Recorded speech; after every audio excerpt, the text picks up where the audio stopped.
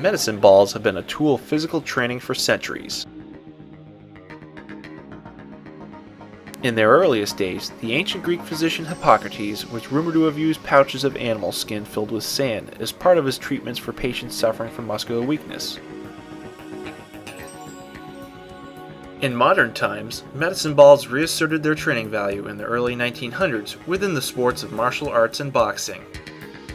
Although they've been used thoroughly by these two activities for years, only recently, in the past 2 decades, have they regained popularity within the sports and fitness fields.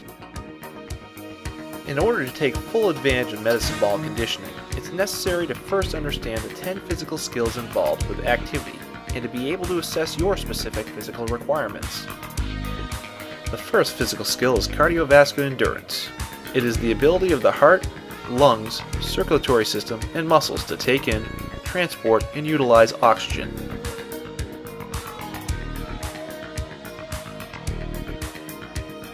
The second skill is stamina or endurance, which is the ability of the body to sustain a workload over a prolonged time by processing, delivering, storing, and utilizing energy through metabolic pathways.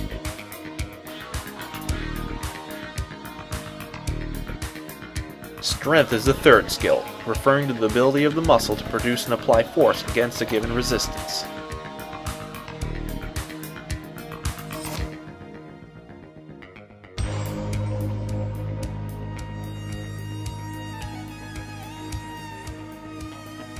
Skill number 4 is flexibility, an ability to move a joint through a given range of motion.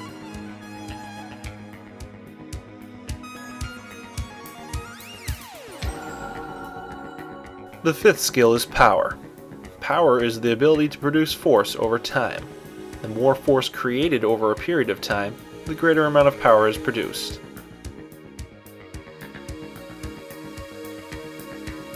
The ability to decrease time between movements refers to speed. Skill number 6.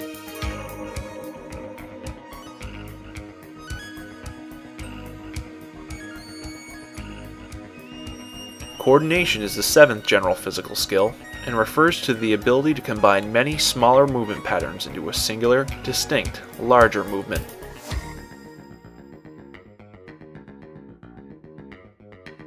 Skill number 8 is agility, an ability to change direction quickly while maintaining control.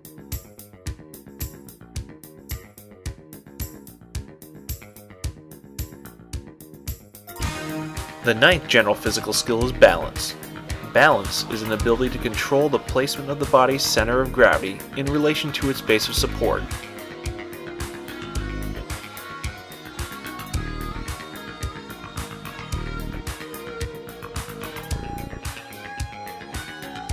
The final general physical skill is accuracy, which refers to the ability to control movement in a given direction and intensity.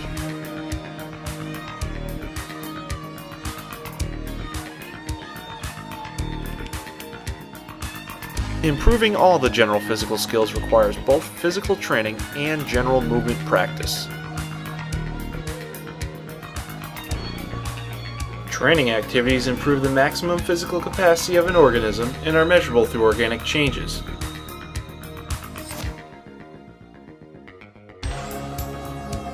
Training improves the first 4 general physical skills: cardiovascular endurance, stamina, strength, and flexibility.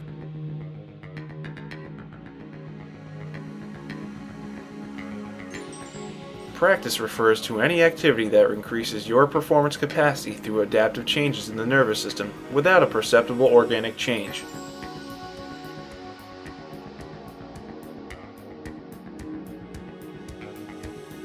Coordination, agility, balance, and accuracy are most affected by skill practice.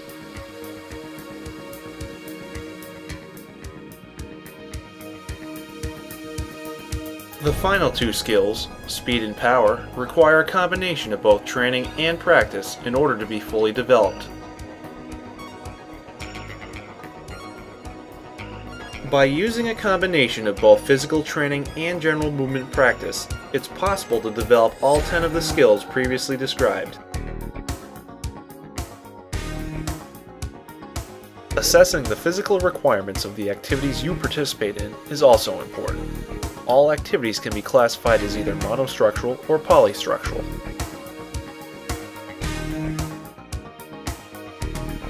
Monostructural activities have relatively predictable movement patterns and are usually repetitive. Things such as running, cycling, swimming, and weightlifting are all examples. Due to their repetitive nature, monostructural activities provide a relatively limited combination of training for the general physical skills, but can quickly develop basic capacities in these areas. So while lifting weights will certainly improve your overall strength, it will not help you understand the sensation of a maximum effort sprint.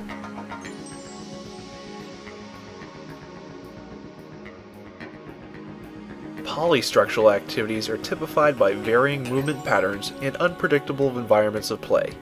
Sports such as tennis, football, soccer, baseball, softball, basketball, and hockey are all examples. Polystructural activities promote the development of all 10 general physical skills and are superior to monostructural activities. However, a disadvantage of polystructural activities is the time investment necessary to fully develop and refine specific skills. This shortcoming is evidenced by the amount of time athletes often spend practicing without making significant improvements to their biomechanical efficiency of a given skill set. It is in this dilemma that coaches and fitness professionals have discovered the hidden value of medicine balls. Regular use of this training tool provides an efficient method of promoting the acquisition of both specific and general physical skills. The exercises and routines contained in this video are polystructural by nature and will help you learn the skills necessary to be successful in the specific physical activities you participate in. Another advantage of working with medicine balls is their ability to train the non-dominant side, helping to promote coordination and balanced physical development.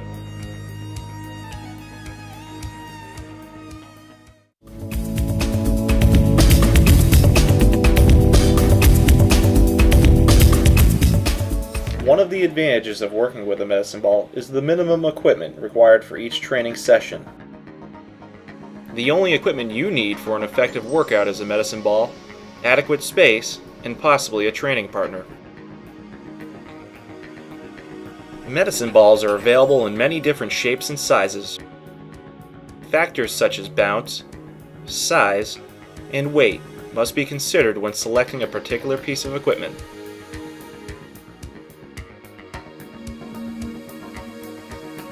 Begin by selecting an appropriate weight.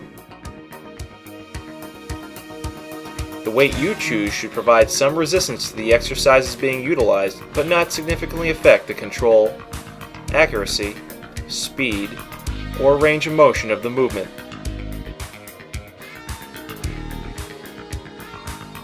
Selecting the weight of your medicine ball is based on training experience and program goals.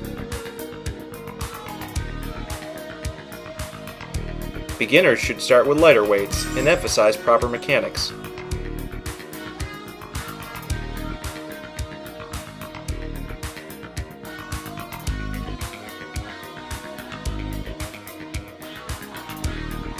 Advanced users should progressively add weight as experience and conditioning improves. Light medicine balls allow you to develop increased speed and power and lend themselves to higher training volume. Heavier medicine balls improve raw strength, but promote skill acquisition to a lesser degree.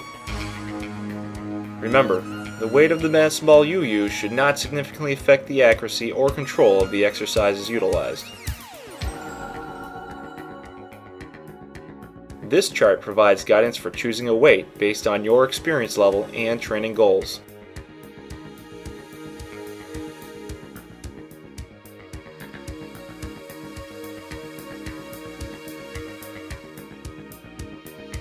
The load and intensity of your workout can be modified in two ways. Using heavier medicine balls increases the amount of work done per repetition.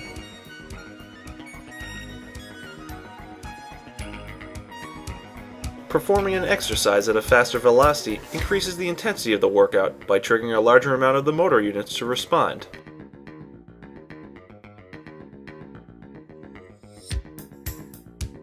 Next, determine if the medicine ball's size is appropriate for you. The diameter of the ball should be approximately shoulder width, allowing for safe catching and an adequate surface area of contact.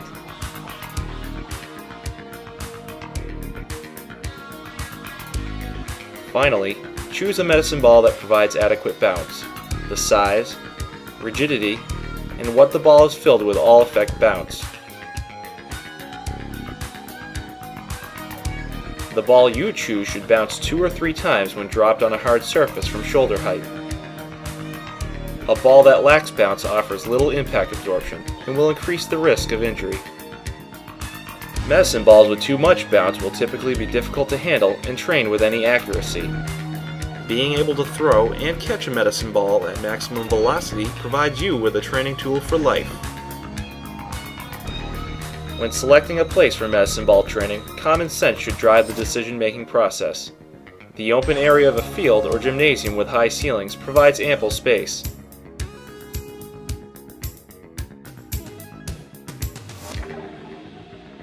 When training with a partner, make sure both people have comparable levels of strength and skill to help reduce mismatches.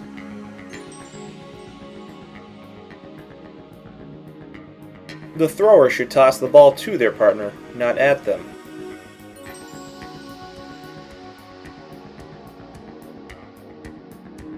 The goal of partnered medicine ball training is to cooperate with each other, not to compete.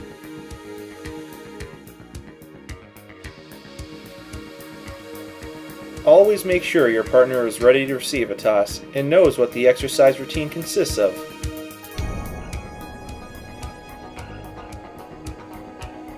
Partners should begin by setting up spaced far enough apart to allow adequate reaction time.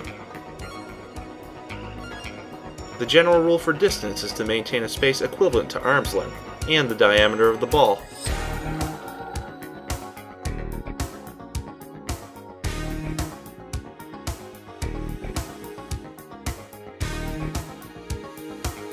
An athletic position is adapted when catching. The feet should be spread and staggered with a slight bend in the knees.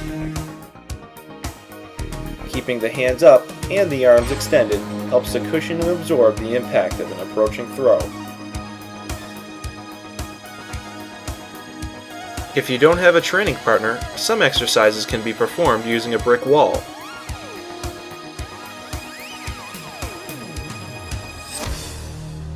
Make sure you stand far enough away for adequate reaction time.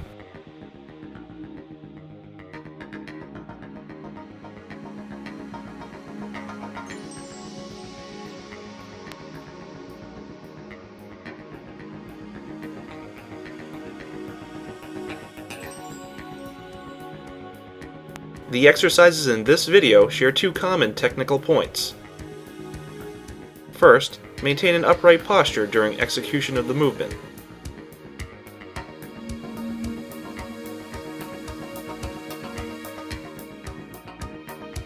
Slouching during a throw is an inefficient position and limits the effectiveness of the exercise.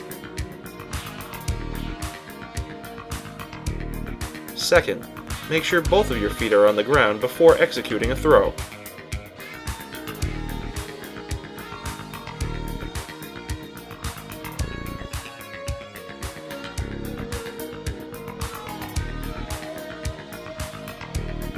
Throwing off a single leg diminishes the goal training effect and will limit power development. Biomechanically, throwing from single support prevents the lead leg from blocking the hips. This reduces energy transfer into the medicine ball and limits power development.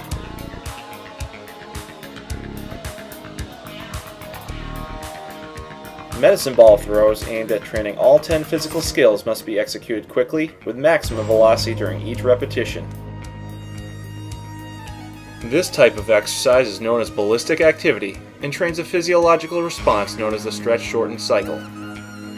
By focusing on a ballistic execution of each repetition, the neuromuscular system is trained to produce maximum amounts of force over a shorter period of time, effectively improving power output.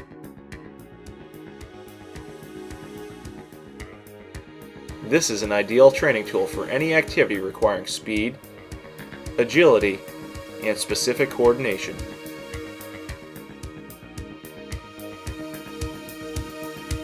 Performing medicine ball exercises slowly diminishes the goal training effect and should be avoided. Effective medicine ball training also exhibits rhythm. A coordinated, total body effort should be used with this training method.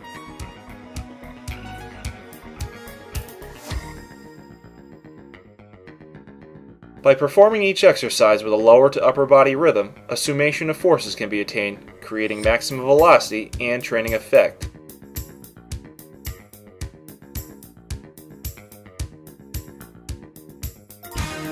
Exercises involving rotation about the transverse plane should begin with the feet, knees, and hips rotating into the throwing direction and be followed by the trunk and shoulders, finishing with the arms.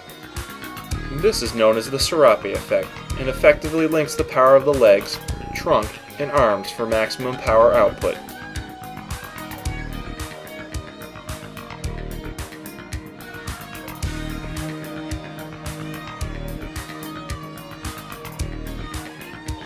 The authors of this instructional video have done their best to include footage of biomechanically correct demonstrations. Although these exercises have been performed with proficiency, the authors recognize that some movements may still be open to minor improvement. Keep this in mind as you work with the medicine ball.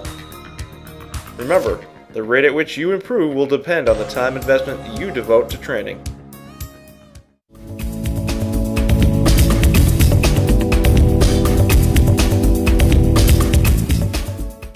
Medicine ball training is based around 3 cornerstone exercises: rotations, high knee lifts,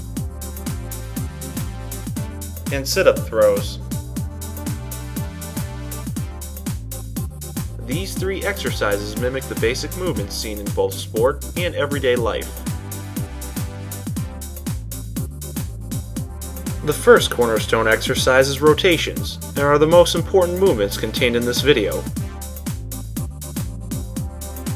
When you perform an exercise with rotation, you create an active link between your lower and upper body. The legs, trunk, and arms work together to produce maximum power output. Rotations transform the trunk and spine into a powerful kinematic system more efficiently than sagittal and frontal plane movements. When performing a rotation, make sure you stay tall during the movement and avoid rounding the trunk.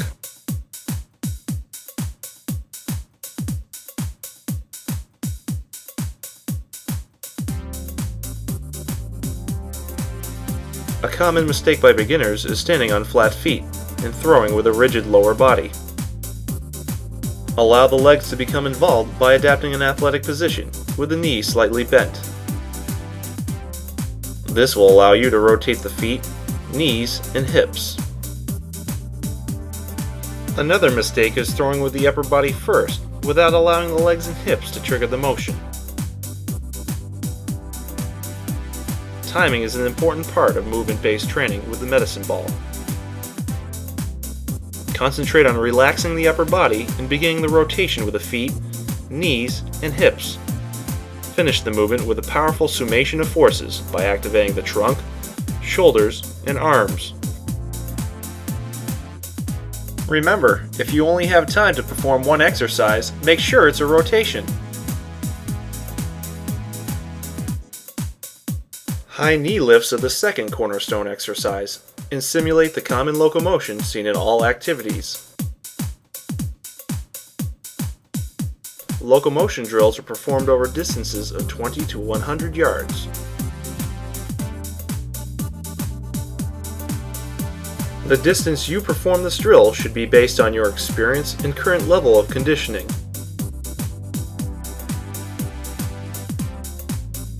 Regardless of the distance chosen, an upright posture should be used when performing high knee lifts.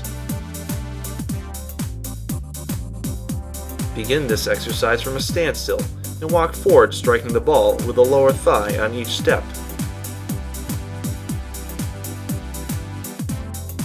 The ball should strike the thigh closer to the knee, not the hips. Alternate strikes between the left and right knee.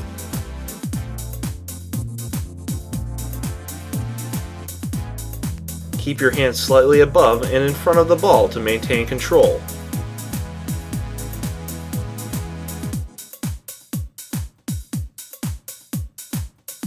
Focus on keeping the shoulders above the hips for a vertical alignment and the shoulders relaxed.